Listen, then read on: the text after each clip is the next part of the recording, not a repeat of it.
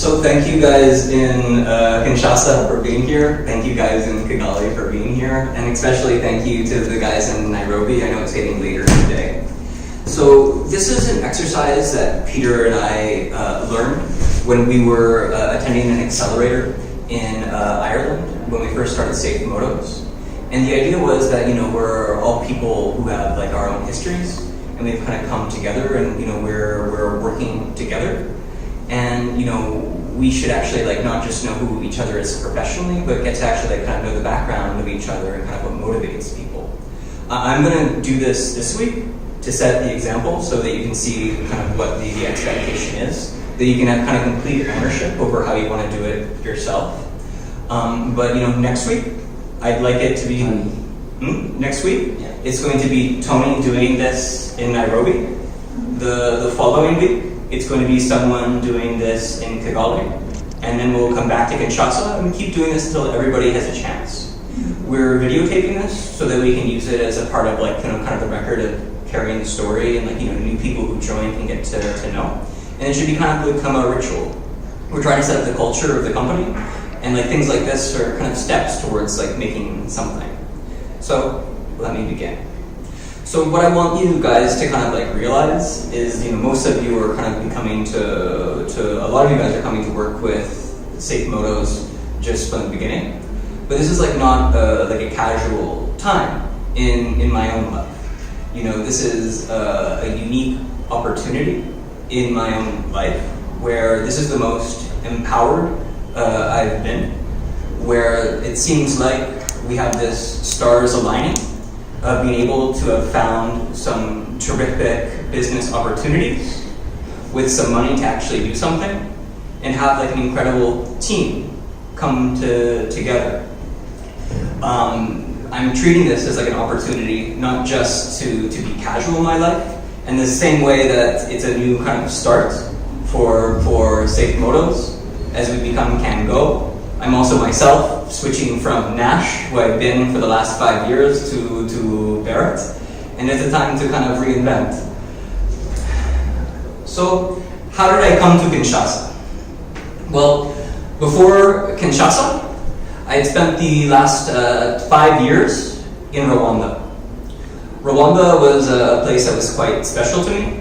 The house that I lived in Rwanda, the house that I originally met Peter with as roommates, was the house that was the longest I've ever lived in a house in my life.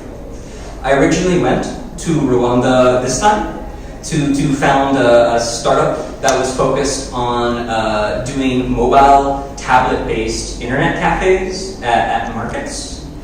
But I quickly kind of fell in love with Rwanda in the sense of opportunity in Rwanda. I met Peter as a roommate. We had a mutual friend of ours who rented me a bedroom because it was available, and then 2 months later, after he rented it to me, Peter comes out of nowhere because he'd been traveling, and Peter goes, why are you in my room? So the friend of ours decided to rent to both of us and take a bit of extra money. The solution was not to get mad at the friend, but instead to get a bigger house. Peter and I became friends, and we get beers in the evening. And over the course of beers and taking motorcycle taxis to get beers, we came up with the idea of Safe Motos. Safe Motos is easily the thing in my life that I'm the most proud of. There are some things that we've done. We've done more than, 800,000 trips now or something, 600,000 trips, something like this. I should know that number. If an investor asks me, I'm going to get killed if I don't know the exact one. We've had so much, media behind us. We also had some really tough lessons learned with Safe Motos. Myself, I feel like almost like every day over the course of the journey of Safe Motos, I go, I wish I knew 6 months ago what I know now. But what I feel is that there's this incredible opportunity of taking the hard work. So I was a consultant in Canada. I was trying to convince myself that I was an entrepreneur, but in effect, like 95% of my income was coming from managing used car websites where I'd get like money for putting cars online.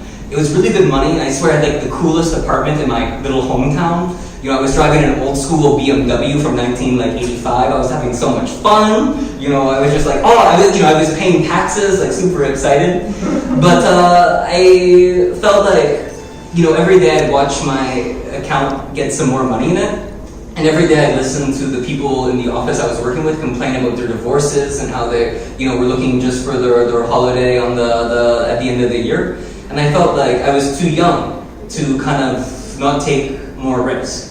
And I felt like I still had ambition. And what I wanted to do was I'd always wanted to write a book. So what I did was I sold my cool BMW. I left my apartment, I left the people I was working with. I bought 100 hot dogs on my going away day, and I gave out everybody hot dogs to India, Udaipur in Rajasthan. And you know, I decided to start writing a book. And you know, I spent the next year just being very focused on trying to actually create the act of creation. But what I realized over the course of writing a book is that I didn't want to write books anymore. It felt like I was being really arrogant, like, you know, I was trying to sit down and go like, you know, like I'm going to try to, like, you know, shove a thought in your head. And while I'm very proud of the book, and you can read it, it's on my website, over the course, I realized I wanted to do something different. I had an invitation from a friend of mine to go attend a course at MIT in Boston. Basically, I just talked with the professors, and they said, you know, you can just show up and it's no real problem. And it was on a course called Development Ventures, which is focusing on startups in the developing world. I have a background in startups, which I'll get to in a second, and I have a background in Africa, which I'll get to in a second. I guess I'm doing this entire thing backwards because I have to make things complicated, which is a failure of mine. You know, I went to MIT, and we had this idea of the tablet cafes, and it kind of became like a big deal. We got into MIT's 100K pitch program. We were finalists in MIT's Global Ideas Challenge until they took it away from us because they found out that, in fact, I wasn't a student. And we got funded by Google, where Google just came with a suitcase full of 100 tablets and just said, okay, go do something with them. And I moved to Rwanda to begin the journey of becoming an entrepreneur. So who was I before I decided to shave half my head, and who was I before a consultant? Well, I come from the second most beautiful city in the world. This is a picture of Vancouver. I went to the University of British Columbia. My degree was in interdisciplinary studies, where I designed it myself. And I decided that the thing I wanted to focus on was how different parts of the university talk together.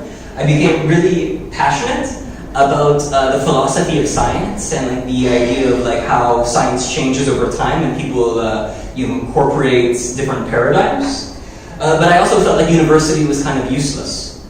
I began working for 3 days a week at a Vancouver-based startup, Shearwater Research, where I was their first employee.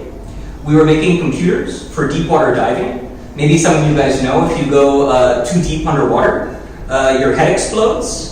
So what we did was we controlled the speed you could go down at, and also changed the oxygen you breathe to include nitrogen and tritrogen? What is something like this? So that you go deeper. This was my first time working with a startup.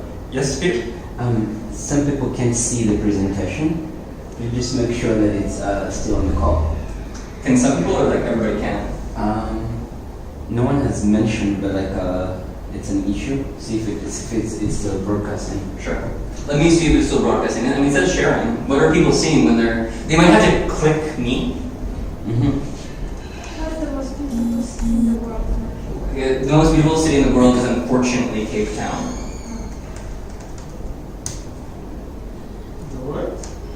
Vancouver is the second nicest. Yeah, so Vancouver's the second most. I mean, come on, like, look at this city. Isn't that an incredible city? And what's the first one? Yeah, and I'm refusing to go to Melbourne because I hear that Melbourne might be more beautiful than Vancouver, and like I'm already humbled to be in second. And I'm pretty sure Vancouver might be more beautiful than Cape Town. Like this picture is making me win. And what will be the first? This is my. I think I go running. So this used to be my running route. Like I go run all over here, go around, and come back the other side. And you see that green spot of the park? That's the largest urban park in the world, I think. It's situated in Central Park. Okay. So is Cape Town the first most beautiful city? what are you, on the tourism board? No, I don't know. I'm just trying to like compare. We'd like to discuss about this more deeply. I mean, the guys in Nairobi are, running late. Let's not, get distracted here. Okay. But yes, Cape Town wins. I think my quote when I was in Cape Town was, if I died and woke up here, I believe it's heaven. So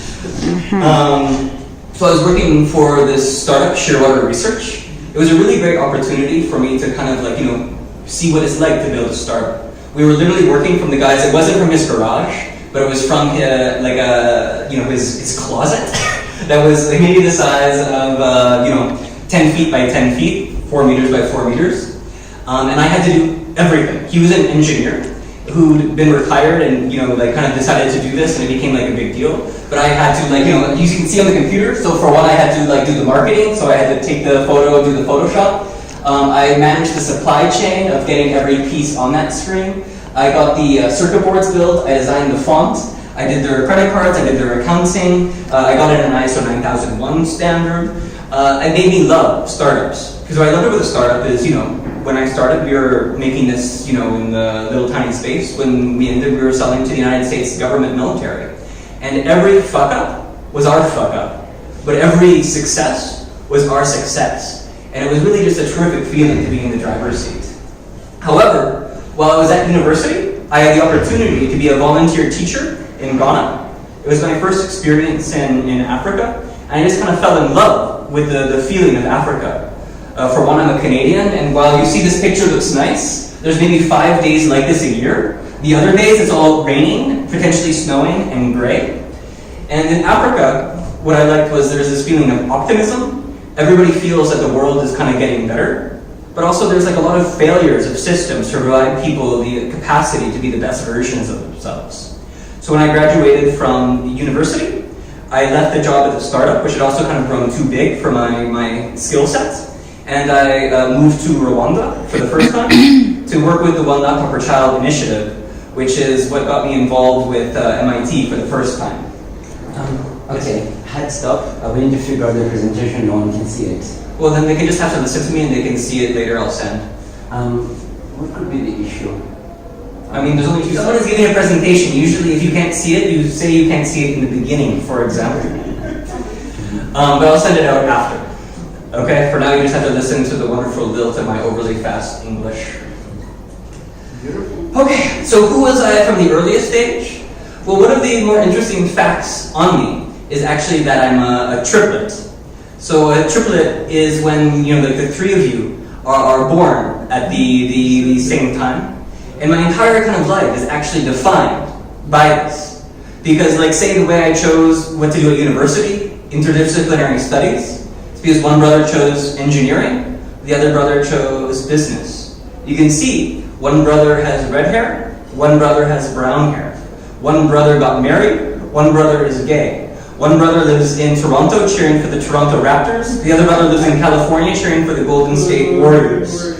For me, I was always a little bit slower than my brothers, and they always had the good opportunity of choosing things before me. And I always had a choice that I could go kind of in between them, or I could do things my own way. I've always been kind of defined by doing things my own way. Right now, what I feel like I'm doing is very much doing something my own way. I feel like the path to Kinshasa has been something that, other people would not, we are probably right now the largest startup in the DRC, not because we're so big, but because people haven't identified this as an opportunity. For me right now, what I feel very deeply about is this deep sense of ambition. You live one life, and it shouldn't be kind of a casual life, because what's the point of having a casual life if you only live one life? I feel like this is the best chance in my life to actually be sincerely ambitious. I feel like what I want to do is to do what a startup is supposed to do, which is to scale rapidly, following the laws of asymptotes and compound physics. And what I would like to do is to be able to put the work we can in the next month and the next year, to be able to create a continuous cycle so that we're not just copying an Uber, we're not just copying a Safe Boda, but we're defining the technology for the bottom of the pyramid for people in Kinshasa, that we bring so much value to the people in these markets that it can transform their life in a positive way, and then we scale up. I'm really excited to see that we're getting behind a new logo, because it feels like that right now we're at the start of something, and the start of something should have like that visual reminder, the